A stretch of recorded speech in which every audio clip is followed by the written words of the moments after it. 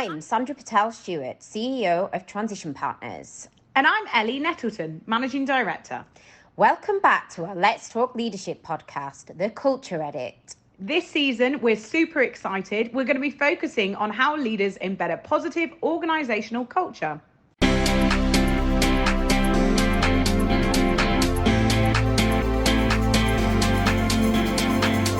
Hello and welcome to the Let's Talk Leadership podcast, The Culture Edit.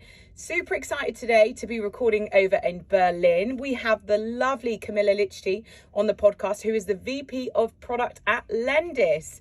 Lendis is a rapidly growing SaaS-based solution provider here in Berlin, and Camilla is also a proud mum as well. So we're super happy to have her on the podcast today and hear all about her journey here at Lendis, the business itself, and her thoughts on leadership. Yeah, I'm very excited. Thank you for the invitation. Oh, I'm really happy to be here. We're really excited to have you on the podcast today, and I think it would be really great to start with how, just if you could give us a kind of quick 2-3 minute tour around your background, how you got to where you are today, and then if you could move on to a little bit more about Lendis and the company's ethos. Of course. Well, my journey is a roller coaster. My background is in communication, majored in advertising. I was a designer for many years. I worked with marketing, and then I landed in product management like 15 years ago. And then 6.5 years, I moved here to Germany. I have been in the leadership position for about 8 years, always in product management. I worked in international companies. I traveled quite a lot for projects, working with different other companies and all the sizes of the companies. And Lendis got my heart. It was really, really nice, the negotiations that we had in 2020. But I really got to the purpose of the company, you know. It's for me, it's like a company made by humans for humans, and it's very important. I think the culture that we have here is like the most valuable thing that we have, and that's like what I really, really value here. That's great. Oh, fantastic. I mean, we've really enjoyed looking around the office this morning, and you've been telling me a bit about the solutions that you offer at Lendis, but it'd probably be good if you can just tell the audience a little bit about what you offer. So we offer a 360 solution, from the software to have like visibility and to help all the workflows, especially for HR people when they are onboarding or offboarding employees. But we also have the hardware and the equipment. So this beautiful phone booth that we have here is one of our products for the office, but we have solutions for the home office, for collaborations, as you can see out there, all the electronics. We have everything on a rental base, on a subscription base. Great. And it's tailored for the company, whatever they need. And there's some really clever equipment around as well, isn't there? We've been moving it all around the house this morning. Looking forward to getting some of this stuff in our offices. Fantastic. We actually, just a quick question before we move on to a bit more about your leadership style. What size teams have you? Said you've been in leadership for about 8 years now. Be interesting to get an idea of what size functions, divisions, teams you've been responsible for. So my biggest team so far has been 25 people. Here at Lendis, we have today 18, but we already had signed so many people. I think we're going to be 25 or 30 very soon. Wow. By mid of the year. I am responsible for like product management, design functions, UX research. So all these UX environment, they are all under my leadership. Wow, fantastic. Awesome. Brilliant. And how would you describe your leadership style? Well, I can't pin myself into one style. I think I am chameleon, and but I like to. I think two things is very important for me. Well, three things actually: communication, clear communication, transparency, and trust. Right. So I have these. Full communication, and I build relationship with my team so we can trust each other, and when I know something, I tell them that I know. If I don't know, I am also transparent that I don't know, and I think together we can find a solution. And so I try to empower and to enable them as much as possible with information, with the goals of the company, with the goals that we have to do with our OKRs, where the company is heading to, where we are, how are our customer needs, or the values that we need to deliver for our customers. So the teams, they are self-sufficient. They can be autonomous. And if I am on vacations, if I'm not here, if I am in meetings outside, they are not blocked by me. I'm not their bottleneck. They can make decisions, so they feel empowered enough and confident enough that they can do this decision and move forward. Yeah, Great. fantastic. It's great what you said then about values as well, because being in your office today, they're like printed everywhere, aren't they? I know all the values as well now. I've just got a quick question on that actually. Communication, I think, is so tough to get right, isn't it? Yes. And I think it'd be really good if we could talk a little bit more about if you've got any tips, like top tips around how you've worked on your communication style as a leader, and how others could learn from that. I think the first thing is to know your audience, right? Because if you're talking to technical people, you can go technical. If you're talking to business people, you need to translate these technicalities into something that they can understand. And if you know your audience, you can deliver the message properly. But we have also to be aware that here we are all international. We are not native English speaking, and that also can be a barrier, right? Because like the way I learned, or the way some words I don't know, and the others, when I transmit this message, they might not know that word as well. So we have to be creative, and we need to read the person. You know, like either if you're talking face to face or if you're talking remotely. When someone doesn't understand, you can see the face, and you have to be clever enough to say, look, maybe you didn't send, or you just shift that message around in some other way. And then that's I think communication is person to person, you know, and it's not, there is no formula. It has to be adapted. Exactly. So you find it easier to do it face to face or virtually with video to be able to see if the message has been translated properly? Well, face to face is always easier, but like working remote, like heavily working remote since the pandemic has brought us to the other level.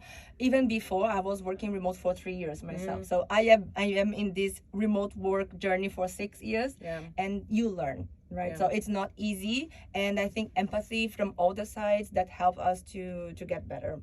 Definitely agree with that.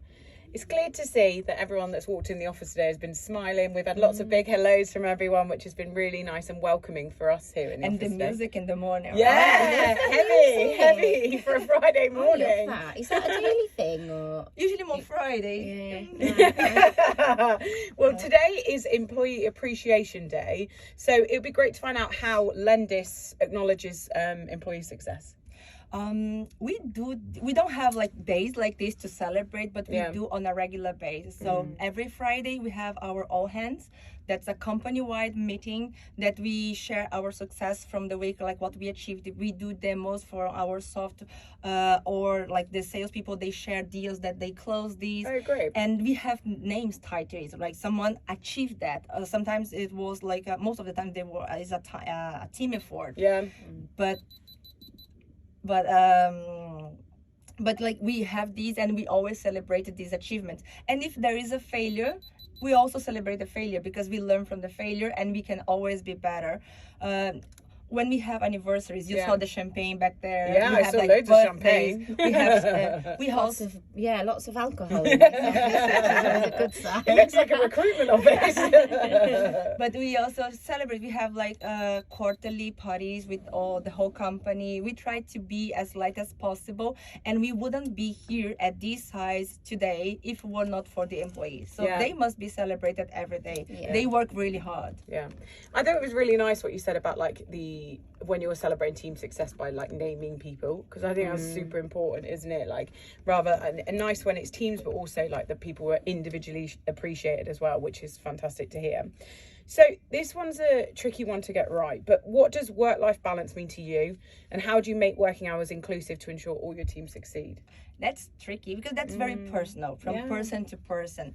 For me, I value my time with my family at home, but also at work. And for me, it's very hard to separate work from my life, because I love my work. Yeah. And that needs to be, is the way it is. Because if I have to wake up to do something that I don't like, that I'm forced to get money, that's not pleasant. So one thing belongs to the other. And for me, this balance comes like whenever I need to be with my daughter. If she's sick, I will be at home. Yeah. But I still have meetings, right? And sometimes it gets noisy. and people were fine. People were empathetic.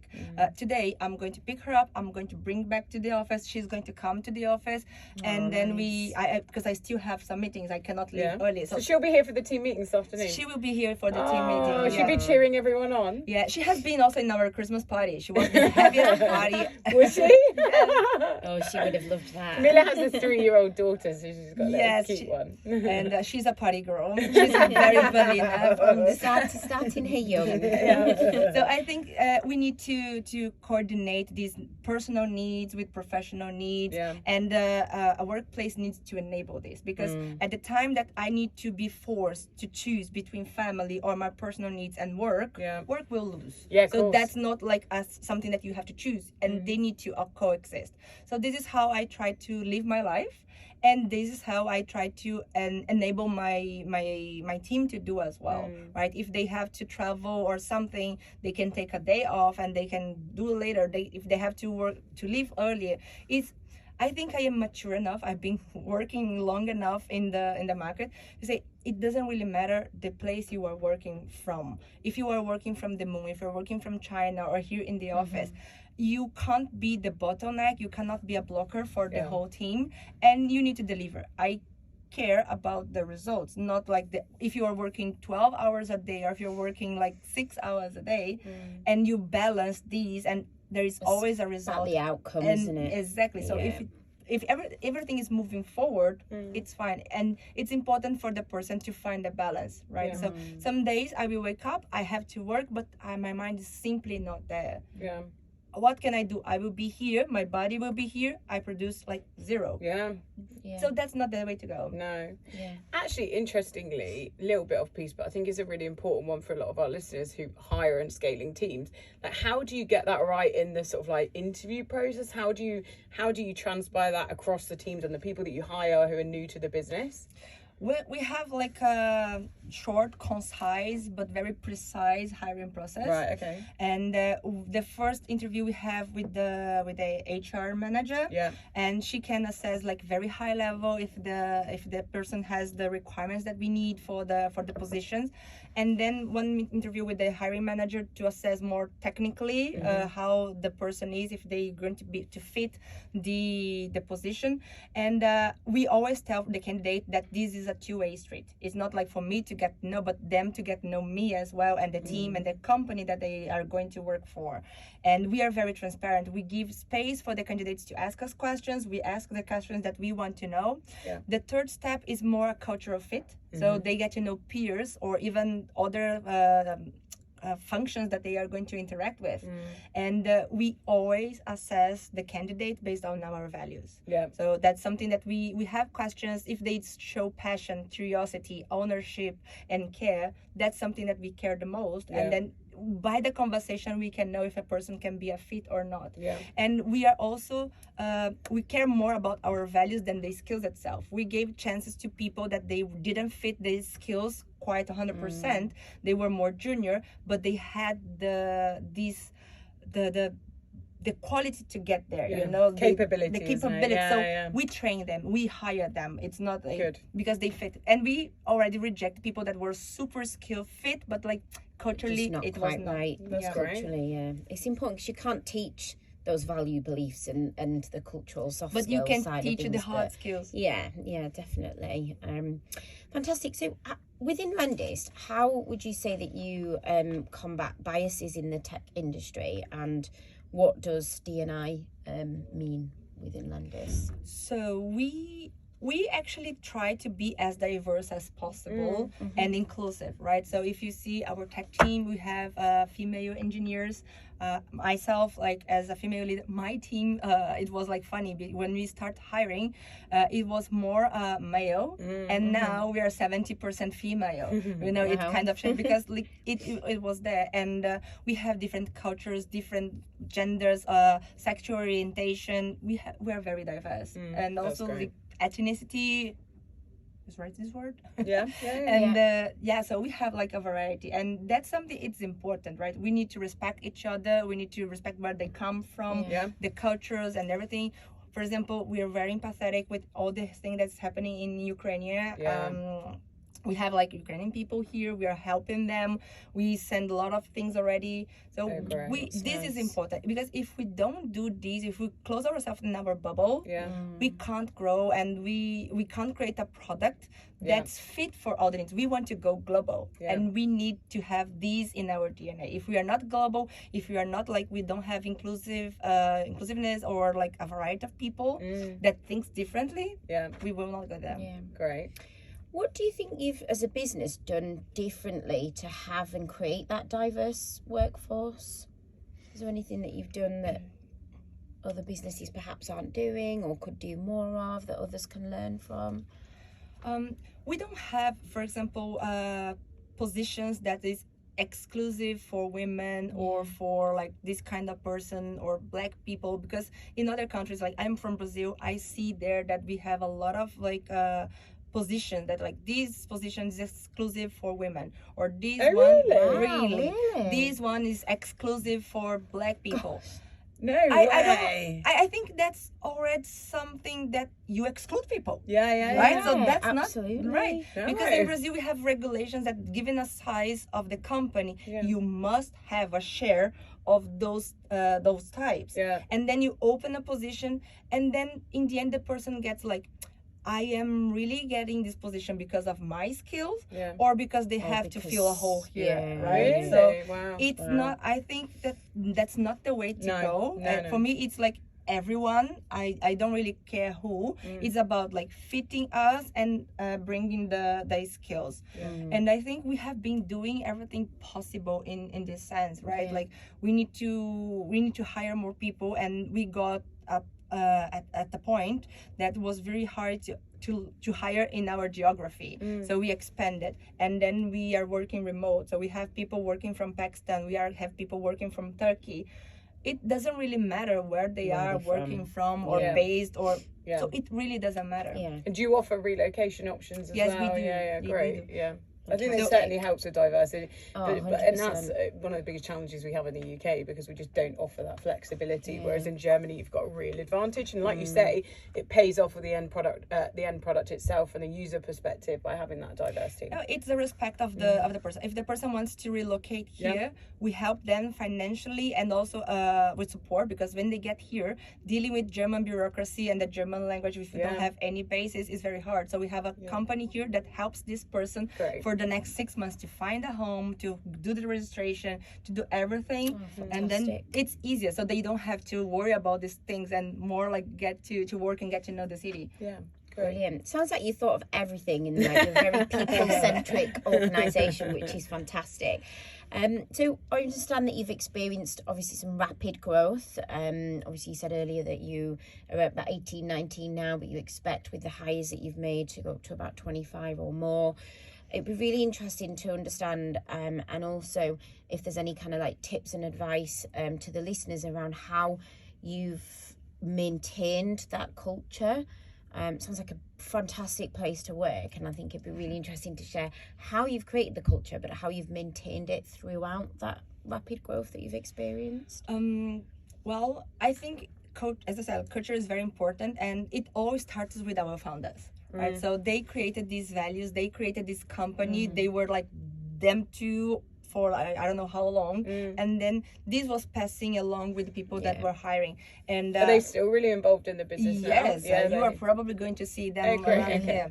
And and they are very close to the people as well, so they are very approachable people. Nice. And if anyone like an intern wants to talk to them, to say hi or to give feedback or something, it's there. So they are approachable, really, and that's something that they pass us through the leadership. We also need to be available, we need to be approachable, and we need to embody the values, and we need to show the values, and that's something that you are going to pass along. So my PMs, they embody all the values, and when we hire new people, these new people are going to pair with them, and that gets transferred, you know. So I think if everyone is bought on this idea and embody all the values, that's like how you get there. And again, like transparency, communication. We have been to like difficult times. We had like OKRs that we didn't meet, and we were transparent to the people. So let's put our heads together, let's find a solution.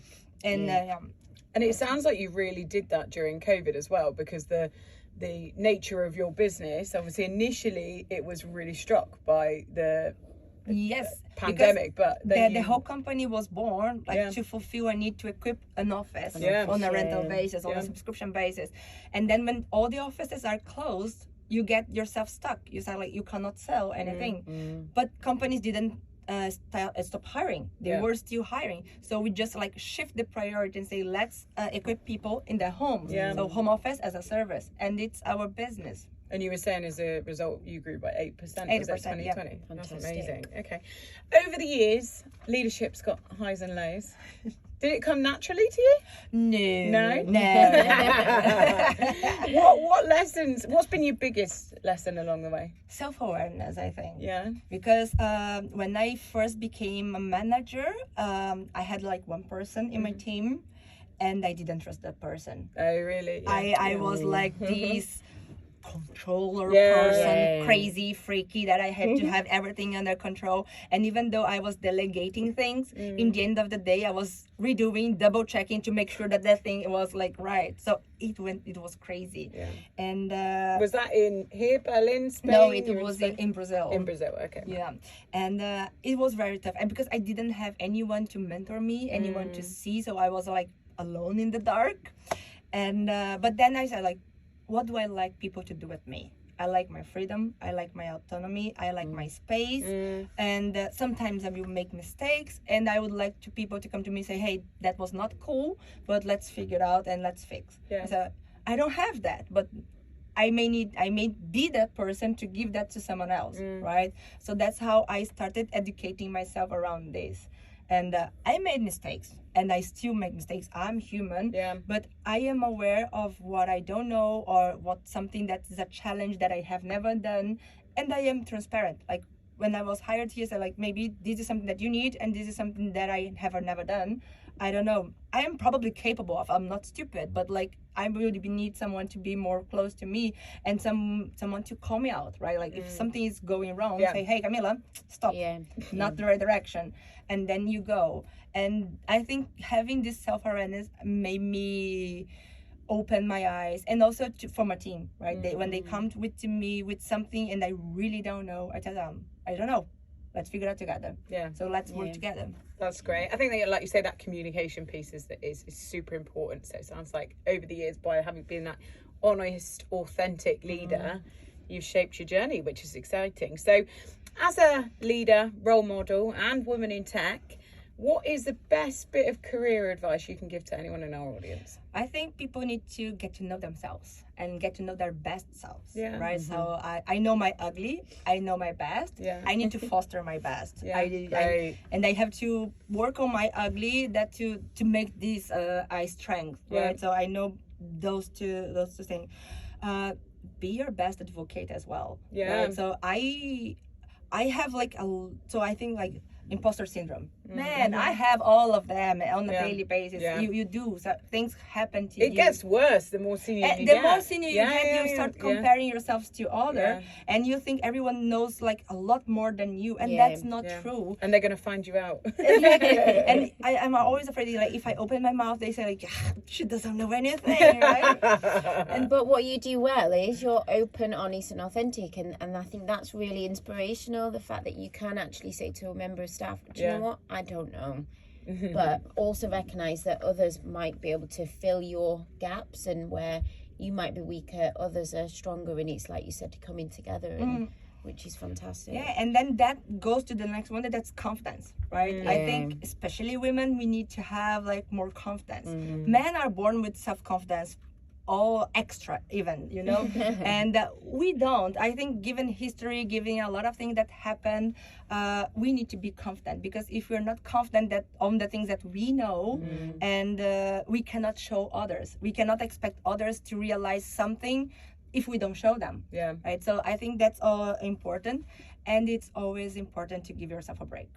I learned also that the hard way when I had a burnout, that you were always pushing. I'm human, I'm not a robot. There are so many things that relies on me. I have a daughter, I have to work, I have a team, and sometimes the pressure gets too much. You just need to allow yourself to have a break. Yeah. Either a weekend, a holiday, go on the movies by yourself, have your me time. you know? It's it goes back to that part, being self-aware, doesn't Yeah. it? I think, and realizing, like, it takes a lot of time, doesn't it? Like, now as I get older, I realize that point where I'm like, I'm starting to burn out, right? I need to go on holiday. But years, and when you're in the weeds of it and you keep yourself too busy, you don't even notice, do you? But it's so important, because if you don't figure out that warning sign when that red light comes on, everyone else pays for it as well as yourself. Exactly, anyway. because you start lashing out to anyone, and they don't. It's not their fault. It's you. You are the problem. You know. I couldn't do that before, and I've realised in the last couple of years that if I either wake up feeling that way, or just I know that I'm not going to go into the office being my best version of myself, and it's like, do you know what? I need to take a few hours out. I'm going to go for a walk, or listen to a podcast, or do something where I know I can then get my mindset into the right mindset, because it's just no good for anyone, is it? There's no point going to the office for 8 bad hours rather than if you went for 4 and did 4 really good ones anyway, right? No. It's preferred that you take a break of 2 hours, go for a walk, go to the gym, watch Netflix. I don't care. But then when you come back, you have a fresh mind, and you can make better decisions, more assertive, and you can work properly, right? So That's when you can really be creative as well, which is what you want, isn't it? Around the problems you face. Do you know what? It's been fantastic having you on the podcast, Camilla. I've really enjoyed speaking with you today. Thank you so much for inviting us into your lovely office here at Lendis. Really enjoyed it, and I think we'll be buying some of the equipment for our own office. I love all the plants as well. It's got such Super a lovely, green, nice isn't it? feel to the office. It's fantastic. great, isn't it? It's certainly set me up for the day anyway. Yeah, no. If anyone wants to get in touch, what's the best form of contact? LinkedIn, Twitter? LinkedIn. Yeah, LinkedIn. Perfect. Amazing. Well, thank you so much for your time. I thank you very much. It was very nice talking to you. Good. Perfect. And thank you to all our listeners for tuning in. Please press download on all the podcasts, and you can leave reviews on Spotify, Google Play, and on Apple.